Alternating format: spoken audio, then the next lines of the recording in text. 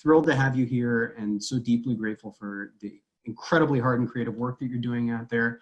And worth noting also that so many of us, myself regrettably not included, have been to NPS and have taken the, by now, dare I say, sir, infamous courses that Colonel Lyons offers out there.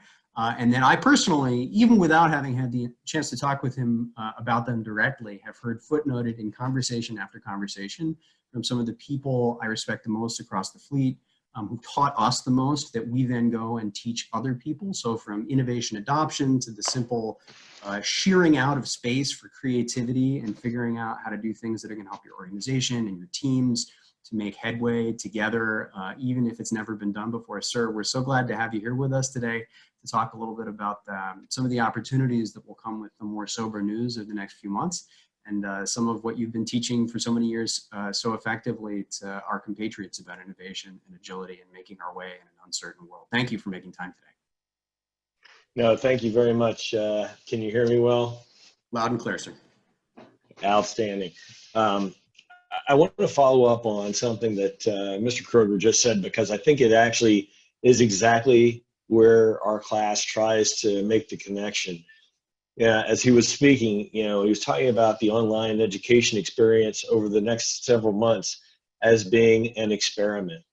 And for me, in the sensing practice, and there are 8 practices that we talk about, that was a concern. It was, is there a common analytic framework against which all online education that we're doing over the next several months is going to be judged, whether at the Naval Academy or at the Naval Postgraduate School, the Naval War College, or at Marine Corps University? And because we're now a naval education enterprise rather than an archipelago of these different island sets, having the opportunity to really think right now about what data we collect ahead of time, rather than waiting and doing a retrospective and saying either it was vastly successful or it sucked and we want to go back to the way that we've always done business. That's exactly where we want all of our leaders across the enterprise to be. Sam Gray, when he was talking about the tech bridges earlier, I think the key for us is the technology is about what supports the people, because the people are the ones that can make offers, that can make commitments. The people have the concerns, the people have connections to the environment. And so at the end of the day, it is about creating a set of innovative leaders who can then go out and transform. Again, as a previous speaker talked about culture, you transform culture by transforming leaders. And you transform leaders by creating the opportunity for them to get together and to learn something new. As we talk about innovation, it is the adoption of a new practice in a community. And for whatever reason, we're in the situation we are. It's a forcing function.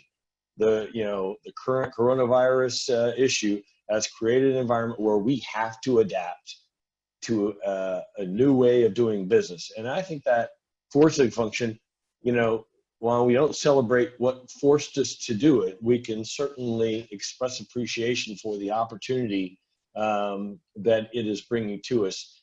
I would offer that this is actually, where this channel this webinar would not have come to pass if it had not been for, the incredible disruption that COVID-19 is having on our society. The other comment that was said earlier that I just want to latch on to, we can't outsource innovation.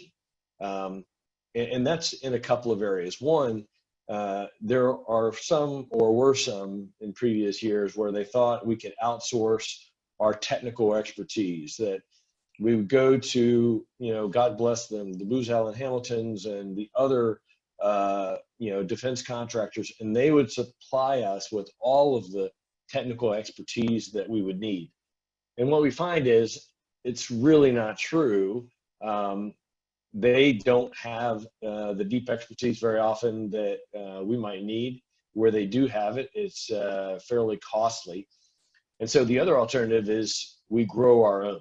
And I think ultimately that's what the Naval Postgraduate School is about, is growing a set of military professionals, either early or mid-grade professionals, who deeply understand the concerns of the communities that they come from. And then they are able to take that understanding, bring the problems or challenges that they've seen to the classroom. The faculty have been focused on the defense problem set and help them work their way through learning the technical skills so that they can apply that technical expertise to the problem that they brought to MPS to begin with. Where we have seen a lot of success is helping students understand that it's okay to connect the technical expertise that they have to the operational problem or challenge that they have, and then really to go out and find who else across the Department of the Navy, the Department of Defense, and even in our interagency has a similar concern and may even have part of a solution. As I've interacted with companies over the last several years, the other thing I realize, again, whether you're talking about a corporation, whether you're talking about a FFRDC, or you're talking about one of the warfare centers within the Naval Research and Development Enterprise, they have incredibly deep technical expertise, but they don't have the operators who understand how this technological solution might apply and might be adapted. And so in many ways, we're creating a bridge between those two environments, between the technical experts who really understand very deeply the topic in which they're embedded, the operators who understand deeply the challenges and the world in which they live, and then having someone that's a translation in the middle. And I know we'll hear later on today from Matt Audette, who in our class, prototype sell ideas. And he really brought that to life, both through his project that he did in a class, but then as he has grown and moved on, I continue to see that showing up in all of the things that he does. And Lucas Burke as well, and trying to create an ecosystem in which we can all be successful and we could share knowledge and opportunities. So I think, that's where we are and where we are trying to move. For those of you that may not be as familiar with it, I do want to talk a little bit about the course. Our innovation leadership course that Dr. Peter Denning and I teach really grew out of his book, The Innovator's Way, that he published in 2010. But then as I came on board in 2016, it was that understanding of this is an opportunity for us to apply what he had done on the academic side to the operational problems of the Marine Corps, and as we grew to the broader naval services. And by applying the actual experiences of someone who has been there and had these opportunities to both succeed and fail in innovation, to do exactly what people here have said, where it's an episodic innovation, you bring an innovation, then it dies as soon as you leave, and then understanding how to ultimately sustain those innovations, those changes in practice within the community. And so as we talk about that adoption of the new practice within the community, it's only going to happen if we're able to do these practices. The first one is sensing, and that is really understanding the concerns of the community in which you're operating, because they have the concerns that they're willing to invest themselves in and commit resources in order to change. If you're offering them a solution to a problem that they don't believe they have, they're not going to adopt it. And I would offer in many ways, the current situation with online education is a great example. 2 months ago, if you had said we needed to go to a low residency format and we needed to determine how many of our courses could go into online education, I think you would have seen it slow rolled significantly and not a lot of movement.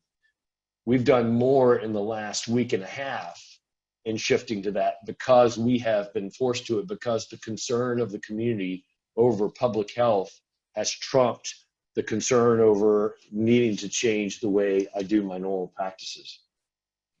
The next part is the envisioning, and that's what's the story, what's the better way forward that we're going to offer people that allow them to do something different. In this case, we have a negative thing, the COVID-19, that's forcing us to move into the online environment. In many cases, it's trying to set up some positive story that says, if you do this, it's going to go much better for you than it has in the past. It's going to allow you to operate faster. It's going to allow you to have better decision making. It's going to allow you to execute with a greater degree of lethality if it's on that side of the fence. And then as we think about the sensing and then the envisioning, we then move into the offering and the adopting and the sustaining adoption. And the ability for us to lead the adoption is really about saying, I offer to do something for you. I offer to commit myself. I offer to commit my resources. I offer to commit my time. And for leaders, many times, it's I offer to commit my reputation. And again, Mr. Kroger did a great job as our Chief Learning Officer. He committed his time, one of his most precious assets, to this conversation. And by doing that, he also made an invitation for us to make an investment in what they're doing and how we're going to move forward. As we think through how we're going to do this long term, and again, the other practices, whether it's executing, it's leading, it's embodying, these are the practices that we believe you can really only do in many ways in a coaching session or in person. Where Peter and I are right now is we've realized we can only go so far with innovation leadership in a resident class at Naval Postgraduate School that basically is able to move about 15 to 20 people through in a given year. The way that we're going to scale this is by, in many ways, doing some of the things that we've seen from the Center for Adaptive Warfighting, creating facilitator guides, making offers to the innovation leadership community, the innovative community that's online here. If you want to be part of this, we would like for you to be part of our online low residency experiment. And as we move forward, it's going to be, how do we take an innovation leadership class, which is built around communication, that is built around engagement with other people, and do that leveraging some of the technologies, whether it's Zoom, whether it's teleconferencing, whatever it might be. And the Slack channel is something that we've used in the past. We believe that's an area that's going to grow in the future. I would also say that we recognize for ourselves, Dr. Denny and I, the power of our alumni, the graduates of our course who are now out there and can be facilitators in their own right. And so giving them the information that they need so that they can build cells, and whether you want to consider it like a virus or a guerrilla movement, being able to take this and really transform all of the elements of our naval service. Something that was mentioned earlier that I want to dovetail with, I concur that if you're not uncomfortable, you're probably not doing anything worthwhile. And I'll do the opposite. If you are uncomfortable and you feel like, boy, I am really out on a limb, chances are you're doing something that's worth doing, and it's something that you absolutely should pursue. As we do these innovations, and one of the critiques that I have heard and that we absolutely should be sensitive to is the current system, or I'm sorry, is the new system, the new practice that you're offering, better or worse than the current system? And I believe that's where the collection of data is so critical. And that's why I go back to where we began with Mr. Kroger. We've got to collect actual data before we get too far down the road, so that we can say, yes, this made a difference, rather than, and again, it's a failing of innovation leaders. We want it to be so successful that we may in fact be blinded to the areas where it may not be doing as well, and we need to make a significant step forward. The last thing that I'll do before we jump into classes or to questions, I would offer that we're also doing at Naval Postgraduate School more broadly really an attempt to break the model as we have known it in the past. We're coming up with innovation certificate so that students that are in any curricula could take the innovation certificate either standalone or as an add-on. So you're in space systems operations and you've got an innovation certificate. You're in electrical and computing engineering, you're also in the innovation certificate. And it's about design. It's about many of the skills that Center for Adaptive Warfighting is pioneering, but doing the skills in a resident format so that you can really become a master of that. And then in our defense analysis curriculum, it's creating a whole curriculum that is based on helping students move through the innovation process. And so you're a student in the innovation curriculum within defense analysis, and then you go out and get the tools in space systems operations or in artificial intelligence or in cyber or in autonomy to drive the adoption of the new practice in your community, with the idea being you're not going to just do it here. It's that you're going to take the idea that you do at the Naval Postgraduate School, and that's going to become the thing around which you organize your life for the next 10 years or 20 years of a career in the Marine Corps and the Naval Services and beyond. And so with that, let me turn it over for any questions that you might have. Absolutely. We got a couple queued up here in the Q&A. This is an awfully convenient feature. I could get used to this, to be perfectly honest. I see one, really it's a culture question from Dr. Moore about the inertia of command and control and hierarchical culture and how one pierces is a strong word, but let us say navigates cultures like that in order to make innovation and trying new things possible. And Dr. Moore is asking in particular about leading with questions, but I hear you also talking about being able to prototype and to measure whether or not what you are doing is making a difference. And I wonder whether you have any sort of broader perspective on how to, if not tackle that kind of culture head on, then how to use it sort of Aikido or Jiu-Jitsu style as a way of making forward progress. Yeah, that's a great question. And, you know, I'm a Dale Moore fan from way back. What I would offer is that there are as many ways of doing this as there are people that are out there, and you have to figure out the right way in the organization you're going to. If you have a Hondo Gertz or, Mr. Kroger that's out there, then you're going to be able to make offers to them because they know that they're not doing everything. They know that they're just opening the way for those that have the ideas, those that have the offers to make, and they're going to accept those offers. They're going to put support behind it and resources. I think in other organizations, and I would put this in more of the traditional warfighting organization, the traditional supporting establishment organization, it comes back to making the offer and then having the data sets to support it.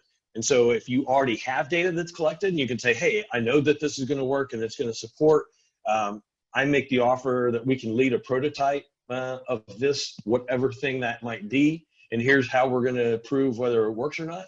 That can be an incredibly powerful tool.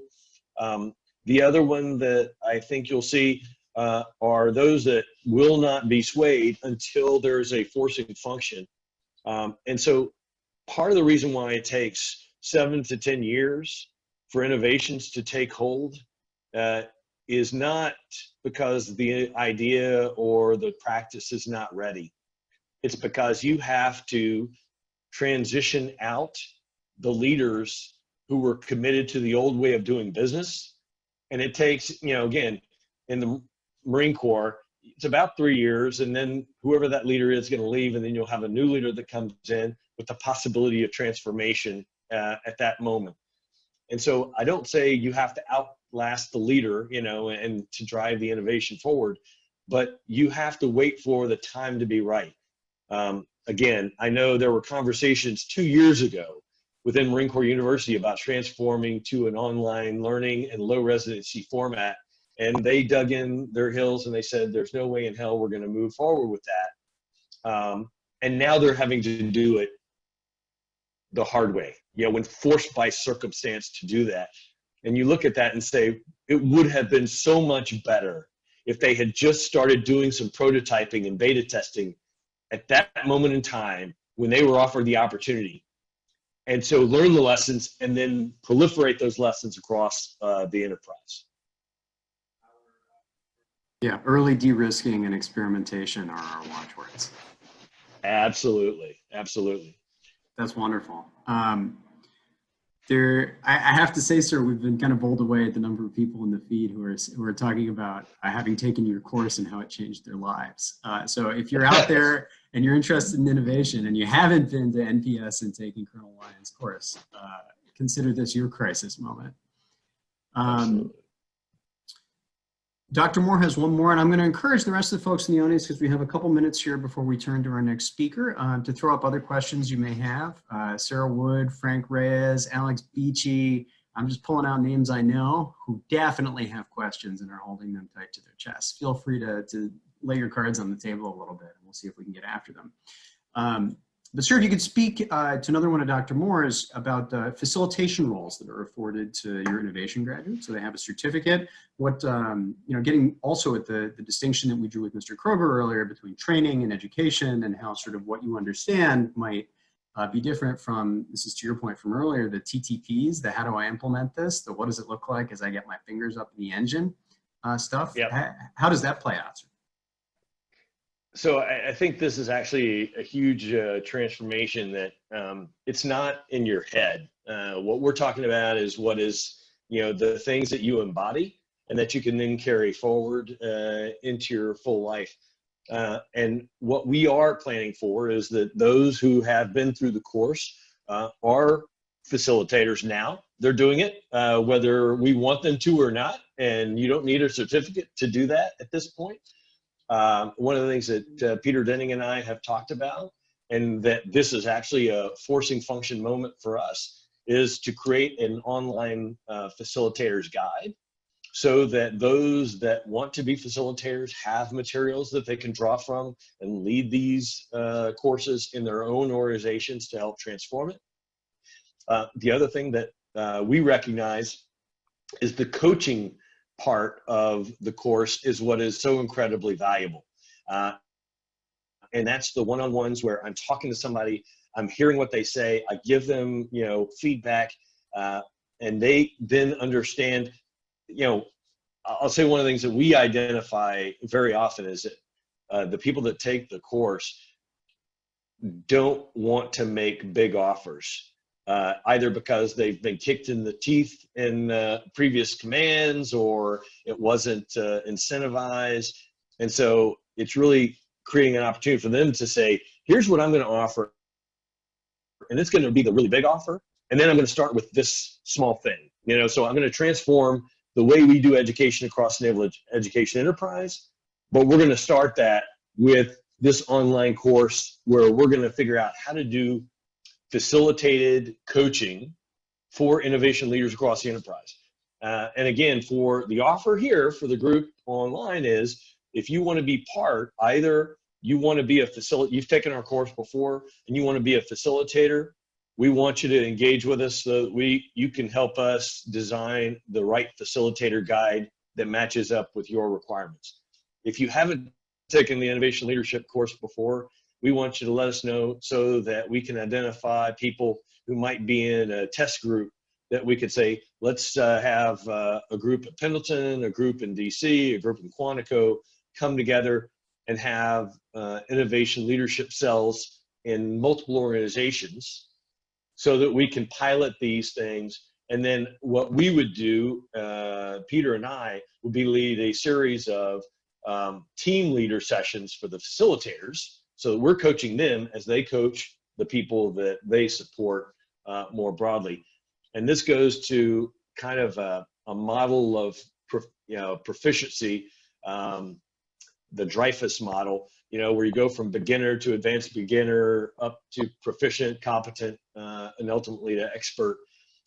Our goal is to help people move through those by doing the innovation leadership over time, and ultimately become experts and masters who can lead innovation across not just the naval services, but across the interagency.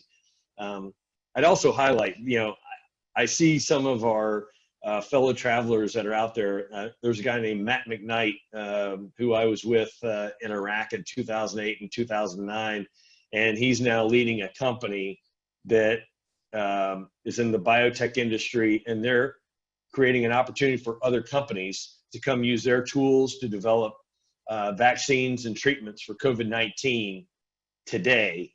And it's, you know, that ability to reach out and build community is something that, you know, we had talked about as we were engaging even with Iraqis back in, you know, 2008 in Anbar province. So these things are not divorced from our warfighting function. They're actually integrated to it. And it, you know, what I want is for a leader to be out on some island in the South China Sea and say, I need this. And instead of asking Mother May I to somebody back in the rear that may or may not go through because our comms are denied, is able to develop the thing that they need and deploy it, and then proliferate that across the rest of the ecosystem as we go. And I think with the tools that are available, you know, if you want to do AI, NVIDIA has AI distance learning programs. They've got things that you can buy. You can create your own artificial intelligence system using relatively simple and relatively low-cost tools. I think that's really the transformative place that we're in right now, is the things that used to be only relegated to a few very high-tech labs, things that were only the province of government, are now in the hands of literally anybody that wants to do that. And I'll conclude with this part of the question, because I know, you know, you got to go on to other things. But I was participating in a FIRST robotics competition, and my daughter is part of a robotics group as a middle schooler. And what I saw in her FIRST robotics lab, her 3D printing, her, you know, the adoption of AI, the ability to build a robot that does the functions out of nothing. She's doing that at a rate that we can't even imagine right now in the Marine Corps as 20, 30, 40, 50-year-old folks. And I can guarantee you our senior leadership, that's, you know, colonels and above, cannot imagine what can be created really in an incredibly short time with just a little bit of mentorship and the right tool set, the right ecosystem. And so with that, I don't know if you want to go to another question or not. I'm afraid we probably have to transition at this point, but I just want to highlight that I think that last point, maybe if you boiled it for a while, it would distill down to there is no innovation without trust. Absolutely. Yeah. That's exactly right. A good thing for us to remember as we think about our warfighting philosophies. Absolutely. More of one and more of the other. Sir, if you're able to stick around and take a couple of these questions by text as we transition over to Saul's presentation now. I think Matt Murphy and Patrick both have a couple waiting for you, and I'd be surprised if a couple more don't roll in. Thank you so much for taking the time. Awesome. Yep, thank you. Appreciate it.